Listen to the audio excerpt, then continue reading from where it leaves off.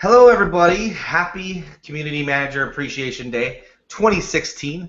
We've been celebrating as a community together this day for 7 years, ever since Jeremiah Owing tweeted out that every fourth Monday of January should be a time where we recognize our fellow community managers and appreciate them, and dubbed the very first CMAD.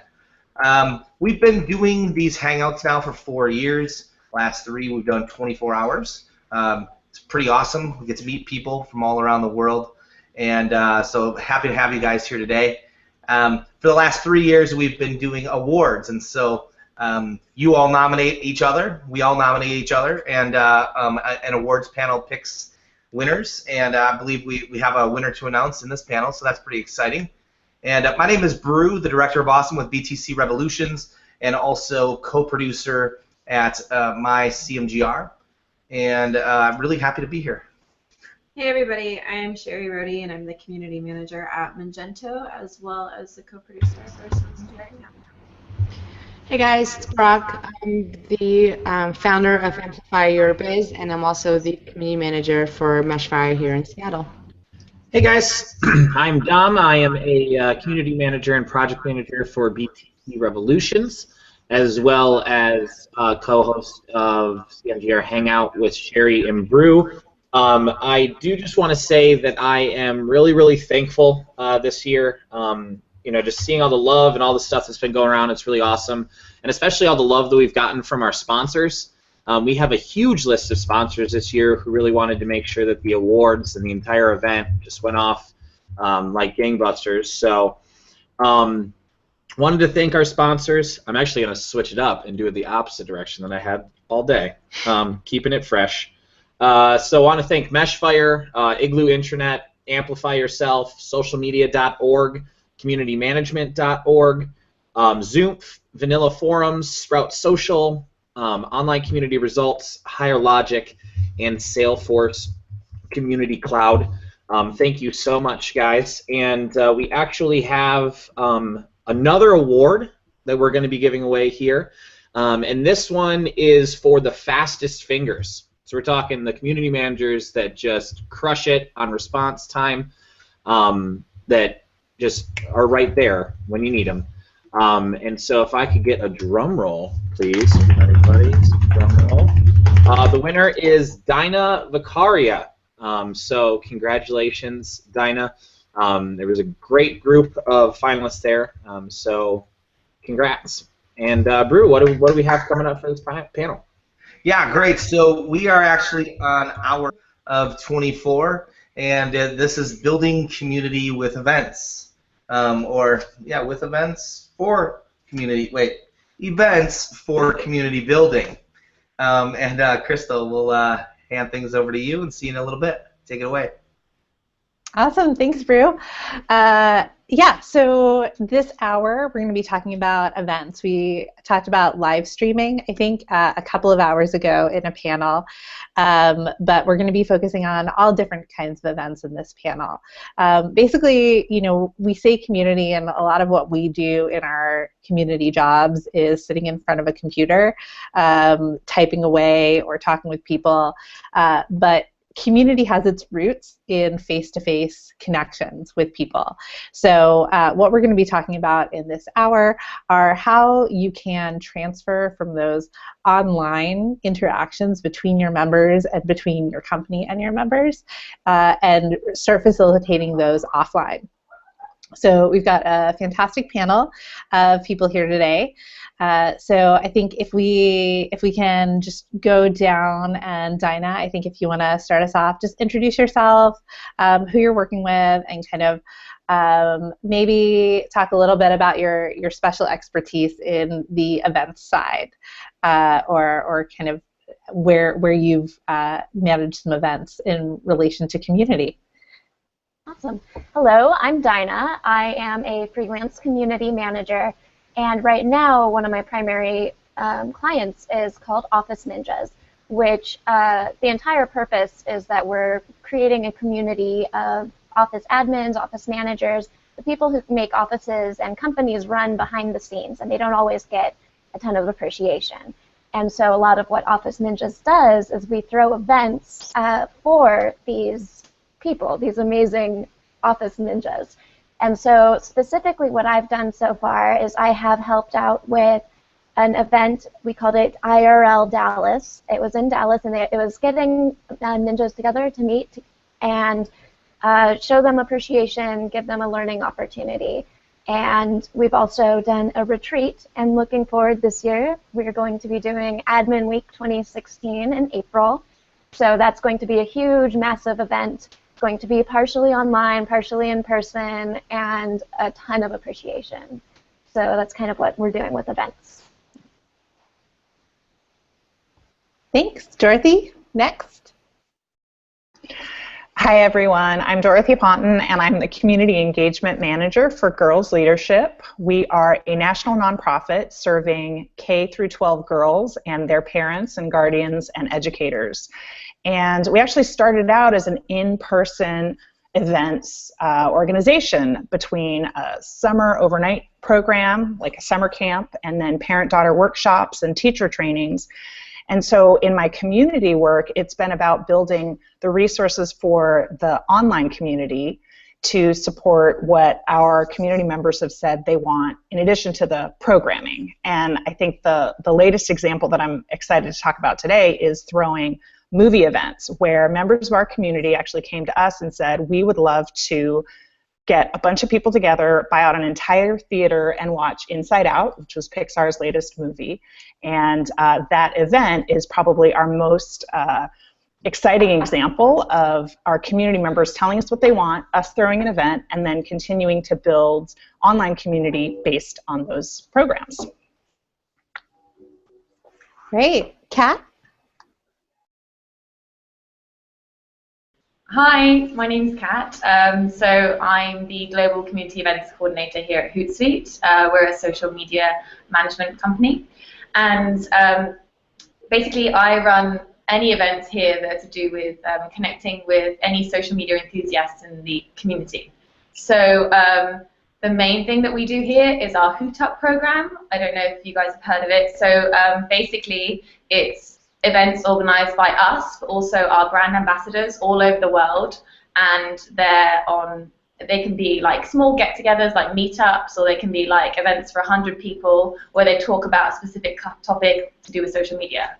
So we're all about bringing people together to talk about social, because that's what we love here at Hootsuite. So they're the main events that I do. So the Hootsuite-led ones, we partner up with different companies to host these events, so our partners within the dashboard.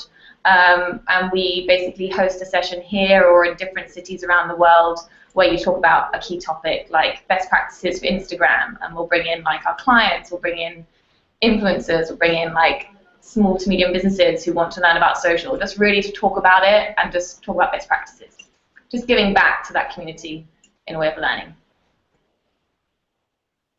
Fantastic. Lucy. Hi, I'm Lucy. I'm from Town Squared. I don't have a name badge because my computer has been messing around all morning. If you do want to get hold of me, though, you can tweet me like everyone else at Lucy_Bartlett.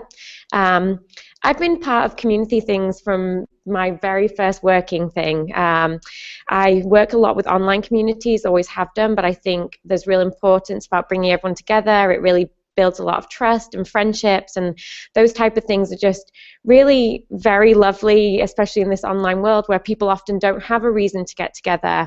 I used to work with social engineers and did something called Skull World Forum for many years, which is a big event bringing all those guys together so they could chat and collaborate. When I moved out to America, I worked with online publishers who really didn't have a lot of events that were specifically just for them to really get together and discuss things and connect. And for 3 years I did an event called ForumCon, which moved on to be called Tech Summit, to really bring together the people who are behind the online communities who often don't really have anything for their community to meet together. And now I work at a company called Town Squared, which works with small and local business owners who are very isolated in their day-to-day because they just have a ton of stuff to do, and what they really, would love to do is meet fellow people in the same situation. So here we've really been using events a lot in the last year to really help people come together and build up trust within each other, and then they can,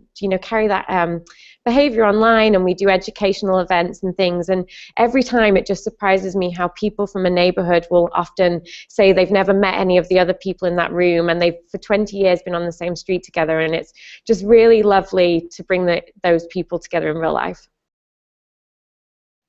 Great. And last but not least, Margot. Hi everyone, I'm Margot. I'm the community manager at Wistia. Currently we do a lot of events here in-house that focus on video marketing and video production. I'm starting community events, kind of like small hangouts right now for folks in the Boston area, and we're going to bring it over to the UK, which I'm really excited about. So that includes having a lot of community buy-in and participation from folks who want to be hosts where I'm not physically available.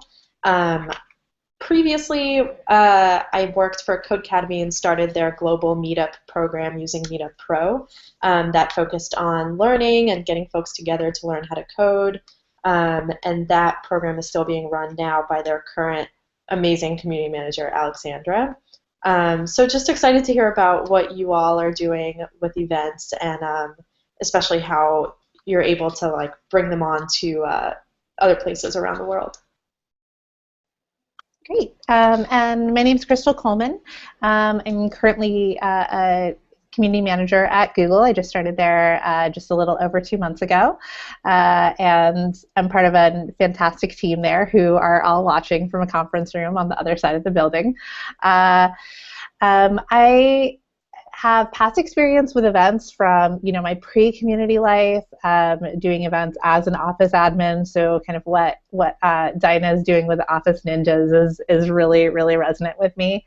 And then in the community side, I previously worked at Town Square and helped build up the events program there. In addition to that, I'm also a co-organizer of the San Francisco Community Meetup that meets once a month, the fourth Wednesday of every month. So if you're in SF, we've got a meetup this Wednesday, so you should come.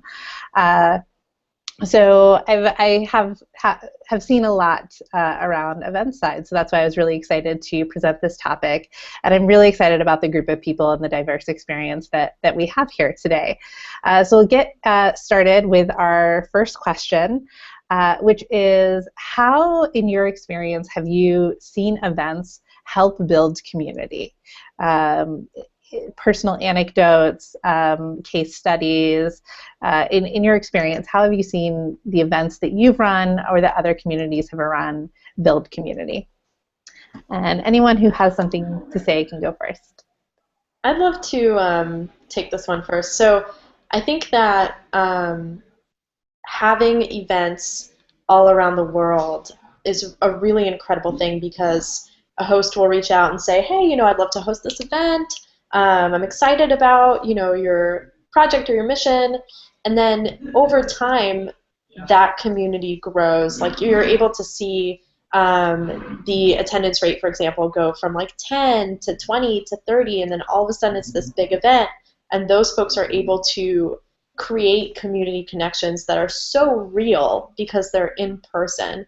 And I think that those connections will go beyond your company or your brand into life, potentially lifelong relationships. And I think that is what we're trying to build there, right? Those really personal, in-depth connections that grow over time. And I think that every event that I've put on where I've seen folks who may have known each other from an online presence get together face-to-face and say, hey, wow, we have this connection already established.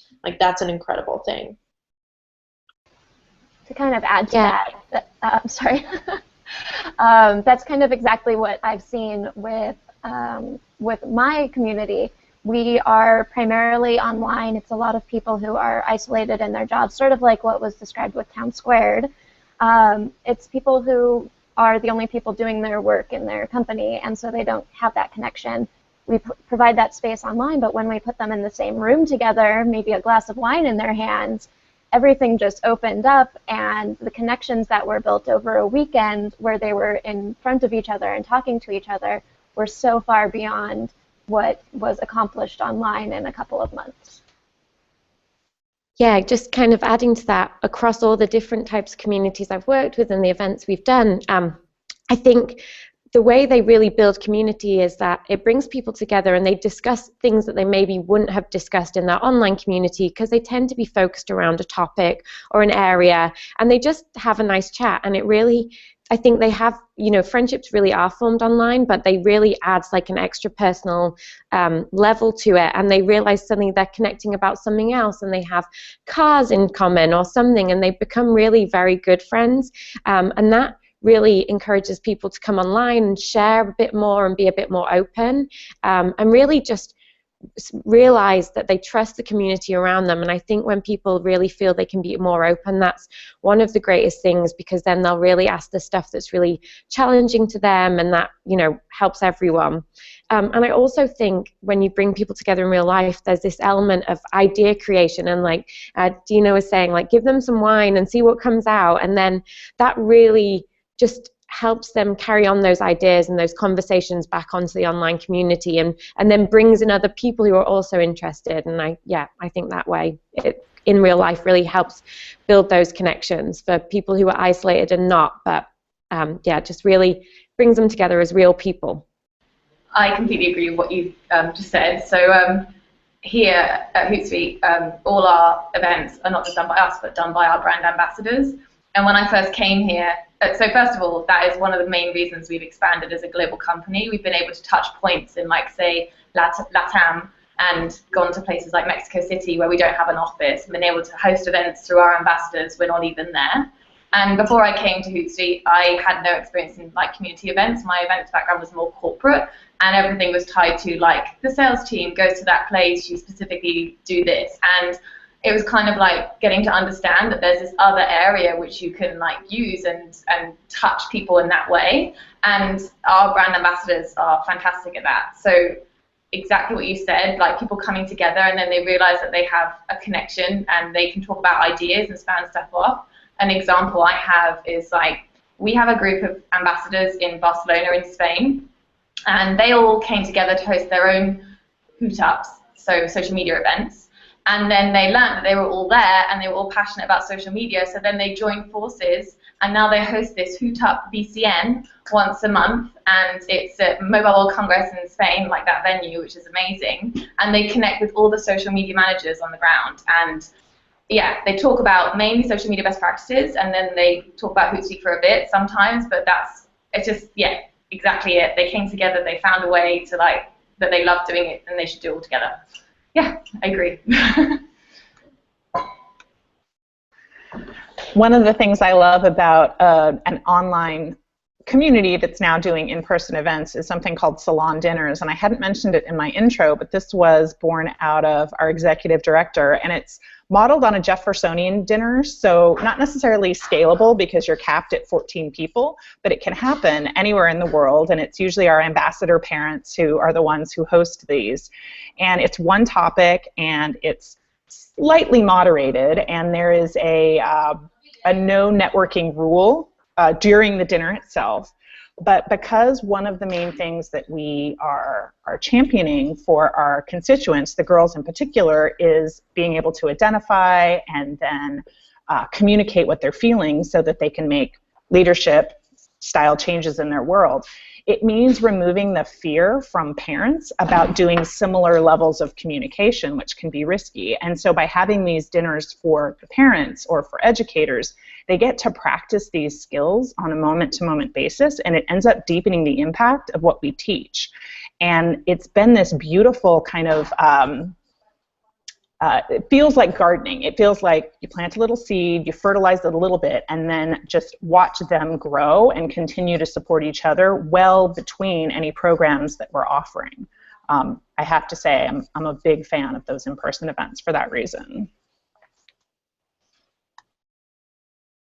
Awesome. We've touched on some of this already, of great examples of communities that use events to boost the sense of community within their communities. Let's see how many times I can say community in that sentence. But if you have any more examples, I'd love to hear those. And I know I'm sure people would love to share those on Twitter as well. So keep an eye out there. I think one great example that I've seen is really Product Hunt, and the way that from the beginning they've really incorporated in-person events into their community strategy. And what's really interesting about those is that, well, the ones that happen here in San Francisco, there are a lot of Product Hunt personnel at them. The ones that are happening globally are largely member-led, which is, I think we touched on some other groups doing member-led events as well, and we'll touch on kind of how we start to build member-led event toolkits in a couple of questions, so don't share all of that yet. But yeah, Product Hunt is the one that really stands out to me.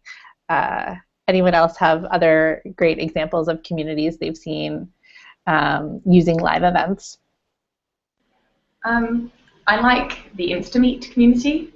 So last year we actually did an Instameet because I was reading about it and I thought it was amazing. So basically, I feel like Instameet's like a silent strategy. Like people are doing it, but there's so much more they can do with it as well, I believe. So basically, they happen all around the world, and you can host your own. If you're an Instagram fan, you just basically tweet out that you're going to host an Instameet where people gather together in a particular area of the city, or like your chosen spot, a photo-worthy place basically, and you come together to take pictures and you discuss like the space, the pictures, like your top tips to do with Instagram.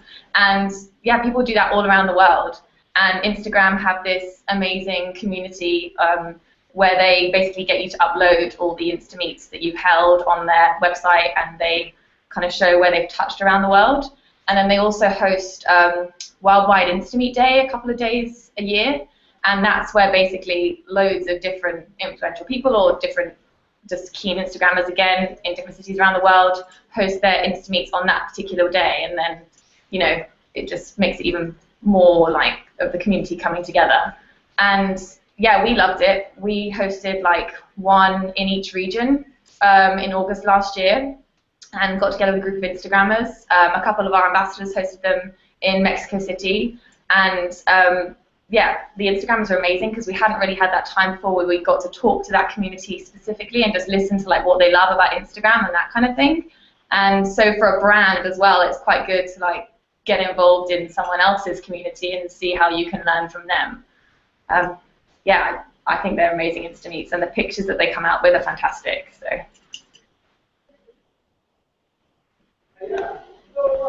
I think there's a really great, if everyone knows the Hacks and Hackers, and if you don't know that community, I would strongly encourage everyone to go and look at it. The Hacks and Hackers group do an amazing job where it started, I think, in San Francisco, some great founders behind it, but they really let, you know, it's all around news and technology and news and innovation and things, and they have built, the community is built and built and built, and it was so geographically dispersed that they sort of handed over the reins to all the different geographical areas, and it meant then that those communities could come together and they could really kind of connect over local news, like local, national probably. But I've been to an event in London that they, you know, is Hacks and Hackers. So it all comes under the general umbrella, and they connect together as a community in a broader way. But then they have these pockets that happen in all the different regions around the world. And it's really incredible to see, because I think without those in real life events, it wouldn't have grown as much as it would have, because I don't think people would have, it would have been difficult for these geographically dispersed communities to really find the interest that they were all connected on. So it lets them have these geographically very, you know, niche conversations really, and then they can have bigger conversations online. So yeah, I actively encourage everyone to go and check out Hacks and Hackers. I would love to shout out, whoa, my brain just totally spaced. I'm sorry, I would love to shout out the Duolingo community. I think they do an amazing job of bringing in folks who help to create the courses They have events all over the world, and I think that is really incredible. Just the incubator events that they do, where folks will fly out from different situations, different areas. Monday's got me really confused right now. Different areas, and they'll come together and they have this big event. And what's incredible for me is all the different types of folks who contribute to that program, and they work so closely together on a daily basis to create these courses, and then they're finally able to come and meet each other in real life. And I think that that sort of anticipation, the way they have to work so close together and they develop those relationships and then finally are able to get together is super inspiring. And if you read their stories, they're just amazingly inspiring. So I'd have to shout them out for sure. Awesome. There's also, I saw a shout out from Nani Shani on Twitter saying Samsung and Samsung and Hootsuite. So Kat, yay, got a Hootsuite shout out. And also Verizon. So that's interesting. I don't know much about their events. So Nani, you should definitely share more info about that. Or maybe it was the answer to another question from another meetup. That's always the hard thing about CMAD, because we're all on the same hashtag. Awesome, great examples, everybody. Next up, as we've kind of seen, why we want to do events to build community and heard about some great examples. How, as you're starting to build out a community events plan, how do you actually know when is the right time for your community to meet IRL? How do you know when you want to take it offline? So if anybody wants to speak to creating a program from scratch and kind of just starting those, that would be great. I think the answer is that it really depends on your community. But what I've seen with ours is, well, Office Ninjas, for example, started with events in person. That was the whole beginning of Office Ninjas. And then it went online, and now most of the community is online. So now it's become kind of a reverse situation where we're trying to determine when and how to have events in person for the new members of the community, the people who have found us online. And honestly, the answer is as soon as they start asking for it, which is most of the time. They ask for it all the time, really. That everybody wants to meet each other. Everybody wants to be connected in that deeper, more intense way. And they want to have a good time because, to be honest, Office Ninjas events are really, really fun. I've so far only made it to a few, but oh my gosh, I have a great time every time, like more so than at some events that have good reputations. So I'm just going to throw that out there. But it's about having a good time and making sure that people are going to be excited about it. And I think part of being ready to have these in real life meetings, these IRL meetings and events, is you're ready when you're ready to throw an event that's worth being at. If you feel like you're not quite ready to do that, then take a little bit more time. People might be asking for it, but I promise you it will be worth waiting. I agree with your point, like people are ready to meet, they're so keen. What we notice here is that we build this like online community, for example, like on Twitter. There's so many followers on Twitter, our community's there, everyone's tweeting. We have a Hoot chat every week where people engage, but they all want to meet in person as well. So they all want to come to like either an event that we're hosting or somebody else is hosting. And I think that like when you're looking at like the regions, what advice we give to like our brand ambassadors is that as soon as you've got like a small cluster of people who want to get together, then get together and chat with them, because that's your chance to like meet them offline. And exactly what you said before, find out different things about them. They may have other passions. You maybe have to do something quite cool, because some people see the pressure of doing an event as it's got to be something huge. And it doesn't have to be. It can be something for like 15 people or 10 people who meet up in a restaurant and chat about something to begin with, and then it goes from there. And you may have like 2 people come, but that's fine because you've made that connection with 2 people. And definitely that whole side of people that are buzzing to meet you. We have a guy in England, a brand ambassador, who is always on Hoop Chat, so it's our Twitter chat every week, called Linford. He actually went to the university that I went to there, so I have a bit of a soft spot for him. He's a great guy. And he was coming over to Vancouver, so he tweeted at us saying, hey, I'm coming to Vancouver. I'd love to meet you guys. And that's that whole, like, going from online to offline experience. So he was coming here. We gave him an office tour. He was lucky enough to be in the neighborhood when we were hosting a meetup. You know, it was really, he actually came and sat with the guys in the room whilst they were doing the Twitter chat as well. It just, you can see that, like, building that online and offline connection is just so important. So yeah, as soon as you can meet them. I would suggest also it really depends on your community when is the right time to meet in real life. So communities are very different. It might depend on what your interests already are. So all the communities we've discussed so far probably have a lot of online, you know, they already are online, they feel okay about it, they're okay chatting back and forth. So I think with a community like that, waiting to kind of feel that kind of excitement building and those conversations, you can see when conversations start going, you can see the types of topics they're really interested in. That's a great point with that type of community to then be like, let's do an event on this, let's bring you all together, let's meet in person, it'll be great.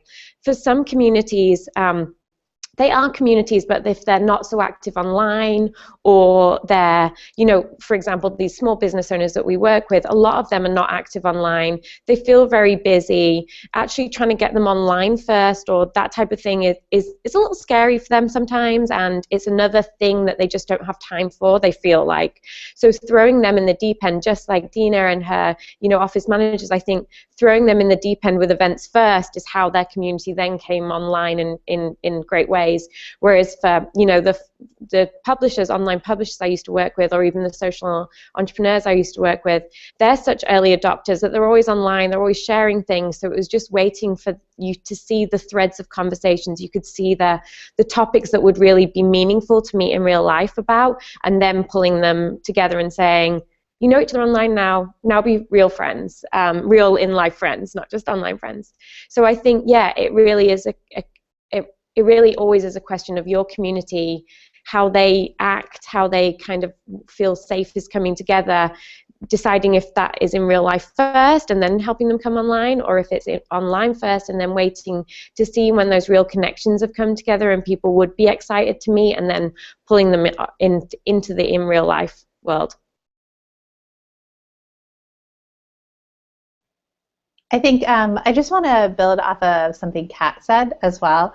I think the point she made about one of their ambassadors being in Vancouver and taking that opportunity to kind of bring him in, you know, that's the kind of stuff that it's not scalable to have all of your members or ambassadors come in and visit your office every day. You just absolutely get no work done. But that, I think, especially when you are building a community around a brand or building a community around a product, I think having those one-to-one connections with product teams, with the people behind the scenes, is so invaluable for members. One of the main kind of the big event that Google does for its top contributors, which is our kind of super user program, is our top contributor summit. So I unfortunately wasn't here for this, so I've just kind of gotten to see the aftermath of it, and it's amazing. But Google actually brought over 500 top contributors from all around the world to Mountain View for a week of summits and social events and interactions with the product team, like deep dives into products, really getting to heighten the already existing value that they're getting out of being a member of this community. That's what we do kind of every other year. And then on the off years when we're not doing the summits and bringing everyone here, we hold more social-focused regional meetups where within kind of the major geographic locations that the top contributors are, we bring them all together, and we bring our rising stars, which are people who are working their way up to being top contributors. They get to participate in that as well. So it's really great. I know this is a digression from kind of the question, but it was a great point of giving, through events, giving your kind of ambassadors access to product teams and connection, not just with other members of the community, but with other people within your company as well. I think is really great. Next question, unless anyone else has anything to add on kind of knowing when your community is ready to meet IRL. What about how we actually get to start planning our first event? That, I think, can be the most daunting thing for a community manager who's coming into a situation. You want to get your members together, but it's never happened before. Do any of you have any advice or kind of walkthrough from when you were building out your first events? I can say that one thing I do before setting up any other new community events or any new community programs is I make sure to reach out one-on-one to folks who are really active in the community and just say, how can you benefit from this? What do you want to see in this? What are the best times for you? What's the best space for you? A lot of people prefer to meet at a certain time. A lot of people prefer to have a specific kind of format, like maybe it's a speaker. Maybe they're more comfortable where you're sitting in a circle, or just anything they can say for you to be able to get into a doc and say, you know what, all these people said the same thing. This person had some really good ideas. To get that outside context and not assume what's going to be helpful for other folks has been really important for me. And then a lot of folks will say, oh, I noticed you took my suggestion here. Like, that made me feel really valued. And if that's a suggestion that's going to be helpful, I think, it's only going to be helpful for all parties involved. So I would definitely recommend just reaching out one-on-one, get coffee, go on a call, do a Skype. I prefer doing those face-to-face conversations rather than just over email. I feel like a lot of people are more comfortable to talk to you in that sort of way. But sometimes not. Maybe, some community members that would rather take it over email, and I think that's perfectly fine too. But just reaching out and asking for advice from the folks who are going to benefit from that event is really helpful for me.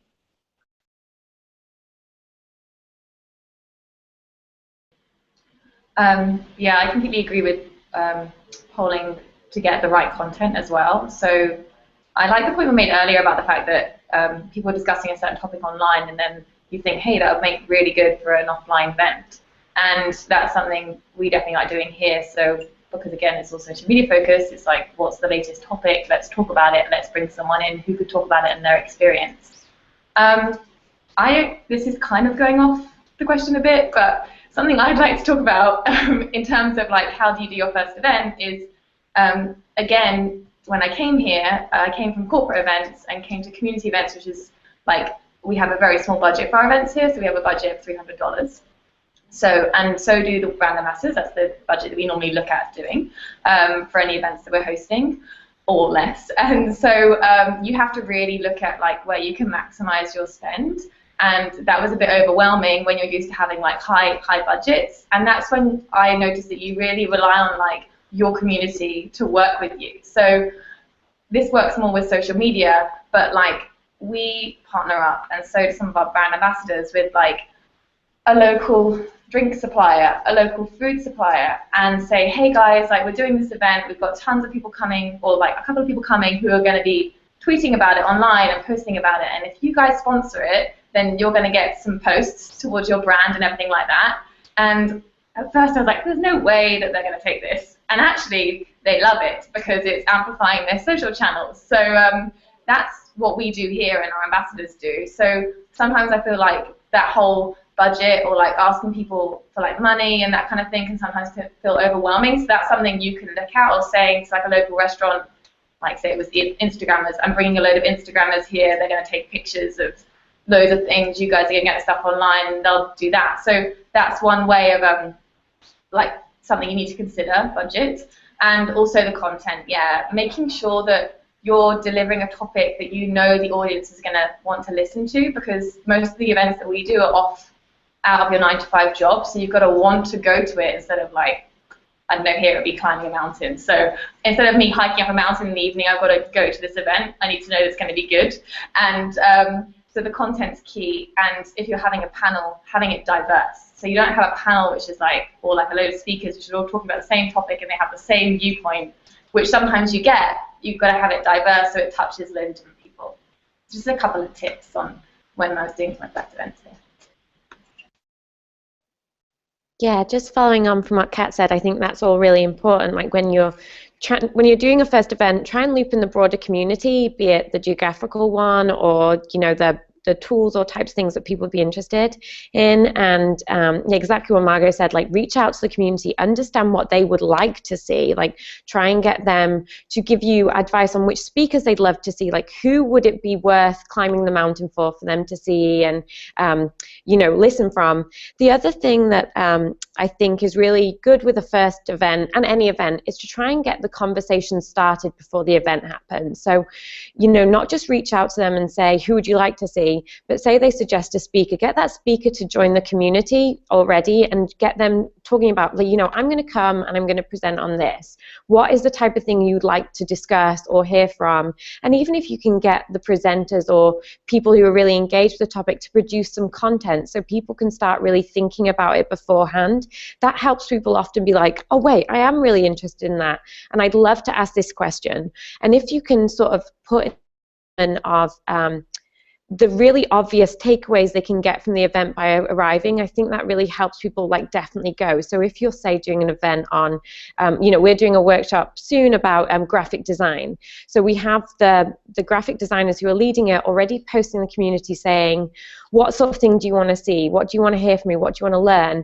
And then we've also said, everyone bring your computers. If you have something that you're really struggling with, let's in real life go through it. Like, let me help you there and then. Like, let's make this a workshop, not just me kind of telling you information. So I think really getting those conversations started online really helps people definitely come, because then they really want to get the answer from someone, or they really want to, meet that person they'd already asked this question for. So pre-buzz, I think, really always helps. And just one little addition to what Kat said about events that are held during the day, kind of 9-to-5 situation. One thing I found that, especially if it's a person's first time attending that event, is if you create sort of a template for explaining the value of the event to a boss or a manager or someone who can approve you taking the time off, not only does it make things very clear to the hopeful attendees what they're going to learn, what they're going to get out of the event, but it makes it a little bit easier for them to attend. Awesome. We're wrapping up, so we're going to try to breeze through the next couple of questions. So we're going to try to limit ourselves to 5 minutes each on the next questions, but I'm sure everybody would love to discuss each of these and all these topics more on Twitter afterwards as well. Briefly, does anyone have any best practices for building member-led event toolkits? So this is when, you can't be everywhere, unfortunately. And to speak to Kat's concern of budget considerations, you can't go every place to set up an event.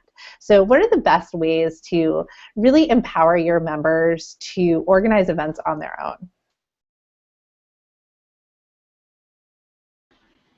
I can talk about our Hootup program, definitely, because that's exactly what we do. So you can start off small, so a Google Drive of the information that you want to share with them, but basically you can't just expect someone to just host the event on their own. You need to guide them and nurture them along the way, and our community managers do a great job of doing that, but also there's tons of stuff that they ask for the same things a lot. So if you have that information in a drive that can be shared with all these people that are hosting it, so you share the link with them, then they can go into it themselves and learn about things. So it can be like top tips on promoting your event, and it's got like a how-to guide about obviously social media, the latest trends like Periscope at your event, like building a social media wall, tips on venue finding, like how you can connect with sponsors, content. So we have like loads of specific posts about like certain blog posts which title a particular topic, or like a PowerPoint presentation that could work for this, and budgeting, and yeah, just the latest trends. So we used to host that on a Google Drive and then share it with the people who had applied to host an event, and they would use that, and then we would nurture them along the way still, like on a one-on-one basis, or like tweeting with them. And then now we host it on a website because it's grown so much, so it's more interactive and it's more like beautiful and visual, and Dinah and our teams created a beautiful flowchart for it. So basically you come in and it's like a checklist, so it takes you through like your path of creating an event, and then you can click on each section, and that bit will be like making a registration site, and this is how you can create it, and it's just, yeah, it's a complete toolkit for them to do these events, and they find it very useful, which I'm very happy about, because it makes it easier for everybody, not repeating everything at the same time.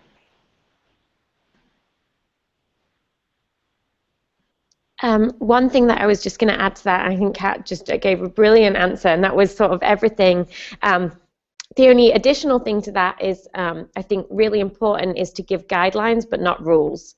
So you give people like a lot of helpful hints and tips and best practices, and like you show them how other people have done it and how it's worked well for them, and like some of the difficulties they had and how they overcame them. But then you ultimately are like, look, we're here to support you how you want to do it. So go, let us know. And I think that's really important. The other thing that I think is really useful in a toolkit, and it's something that I have as someone trying to organize, so I did some TEDx's, I found really helpful, was that they gave me great content stuff to make signs, that type of thing, but there also was an ability to connect with other people who had done the same thing. So that ability to kind of connect and make that mini community with other people who were leading these events was just great, because then I could say, hey, this just happened and I'm not sure, should that, and did I do this wrong? Or making your guidelines crisp and clear so people don't worry that they've done it wrong, but equally kind of giving them the ability to check with each other, and then also to do it differently. Like your community, even though they're a community, there's all different pockets and ideas and twists and turns on it. So yeah, but Kat, brilliant answer. Awesome. Can I ask a quick follow-up question to that? So I love guidelines, not rules. I think that's really important. I think my biggest concern with the kind of ambassador or community member hosted events is, how do you maintain your branding, and how do you ensure that they don't kind of step outside of your branding while they're representing you? Yeah.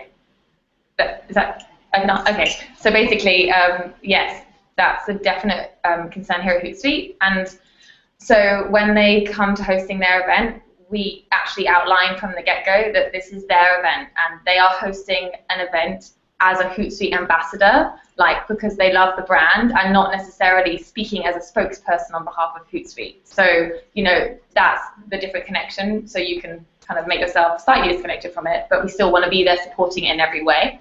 And then, yeah, just tips and tricks about things like, your Twitter handle and everything. It needs to be you. It can't be like our brand, so people don't get confused as to what's going on and things like that. It's definitely important to guide them along the way with a certain amount of guidelines that you kind of have to set out, saying this is what you need to do to make sure that it's your event.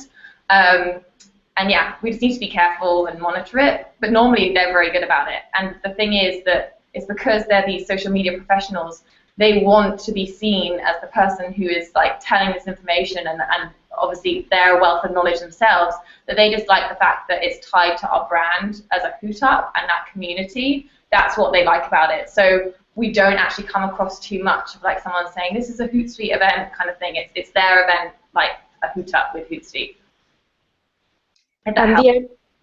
The only other thing I was going to add to that, I think, is a promise of promotion. So with TEDx, for example, they're very strict guidelines, and they're erring on the edge of rules to some of the things you have to do. But the idea, and I've seen this with other people who do it really well, is like, we're not going to tell you exactly what you're going to do, but if you do certain things and you make sure certain stuff happens and it fits with the idea of what we want our events to be, then what we can do for you after that is promote it and share content from your event and things like that. So, if you don't do X, Y, and Z, then we're not going to share it, and we're not going to kind of put our official stamp on it, which is a lot what Kat was saying. The way they handle it is to say, we're helping you do this, but it's not us doing it. Whereas things like TEDx say, this is us and we're trusting you to do it, but if you don't do it rightly, one, you'll not be able to do it again, and secondly, we will in no way help promote it so that you get bigger visibility.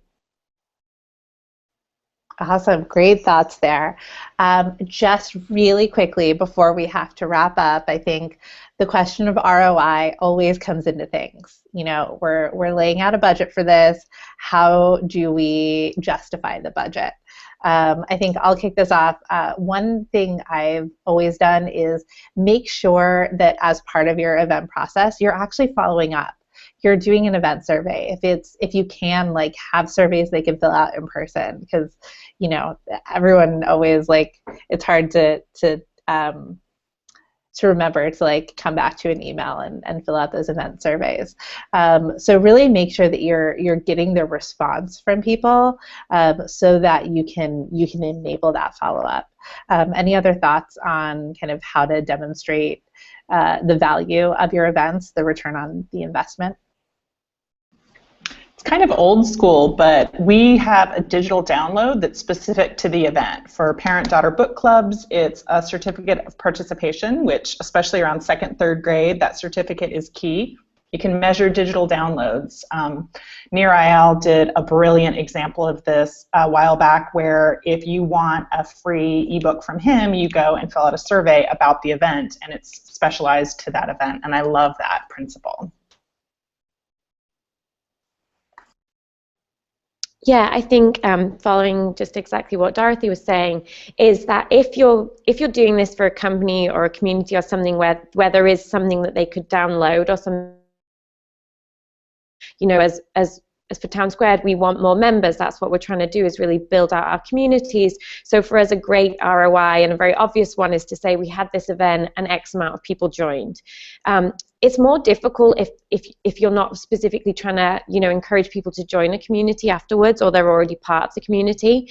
But I think one thing that really often really helps you show ROI to maybe the people who've sponsored it is getting their name out there. So if you can actively encourage people to tweet your name or to write something nice, if you have a bigger event and you want to say invite some journalists along, it's very difficult to show increased brand awareness and brand visibility, but it can be done if you can get people to really write the name. So, if your sponsor was there, encourage everyone to send a tweet saying, "Thank you, sponsor," because that's really obvious to them, numbers and things. Encourage people to like you on Facebook and things, not anything too spammy, but I think just things like that help those numbers, and they really are great proxies for this idea of visibility and brand awareness.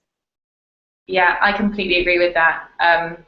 We have the same thing, so because community is more focused on brand awareness more than and that's the main thing that we're focusing on for all our events. So we want that to then get people to like our product. So sign-ups is a focus of it. So we'll share a link which says sign up to Hootsuite. This is what we do. These are the features that we have. But then also we monitor hashtag mentions to do with the events. How many impressions those hashtag mentions have made. So on social, that's because we have more of a social group of people. And also, that's how, again, we reward our sponsors. A great thing for us is the fact that we've touched so many cities. So we look at it and we're we've had all these events in these cities and this person talked about this and that kind of thing. That's a great thing. So our expansion from that way. And media, I completely agree with you. If someone writes, the media comes to an event, or someone writes a great blog post about it, anything which is someone else has written about your brand, that is great for us in terms of brand awareness and rewarding for the event. Just one other thought I just quickly had is it does depend on the event, but if you have a free event, for example, you are allowed to ask people to do something for a free event. And it depends on your community and how you feel about it. But for some events, for example, I've been at ones where I've had to give them my email to go in, and I think that's a valid, that's a really valid thing. And a collection of emails can either mean that you then sign them up for something if you've checked that, or that you then have the ability to reach out to them to tell them things about your product and stuff. So I think, that ROI is about numbers and showing numbers, and is it online impressions or is it collecting actual email addresses? All those type of things are you are very allowed to do that at an event, and I think people understand, especially for free ones, that that is part and parcel of it. Awesome. Thanks so much, everyone. We've got to get this off, and I will let Rob take it here. Hey guys, thank you so much. This has been an awesome panel, as always. Thank you for joining us. Thank you for the great insights. And if you guys have been watching us, thank you. You can follow all these great panelists on Twitter and make sure that if you have any leftover questions, go ahead and ask them. And we are going to be seeing you guys in about 5 minutes for the next panel. So thank you.